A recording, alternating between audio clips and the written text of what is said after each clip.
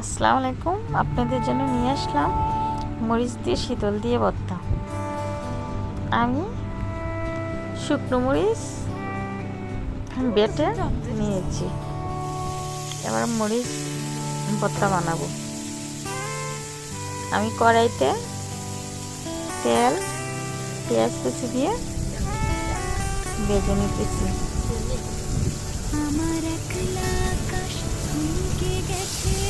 তারপরে ধুয়ে শীতল দিয়ে দিলাম। পেঁয়াজগুলো আস্তে আস্তে সিদ্ধ হইতেছে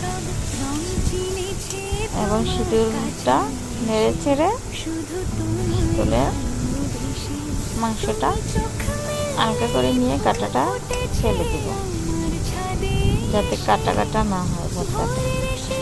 এভাবে খুন্তির সাহায্যে হালকা করে নেব।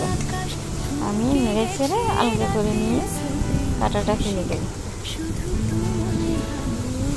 এবার বাটা মরিচটা দিয়ে দিলাম, সাথে একটু পানি দিলাম অল্প পরিমাণে, দিয়ে নেড়ে চেড়ে ভর্তাটা তৈরি করে নিতেছি। পানিটা শুষে গেলে শুকনো হয়ে যাবে, উল্টিয়ে পাল্টিয়ে ভর্তা তৈরি হয়ে গেল। দেখুন পানির লুকটা কেমন হয়েছে।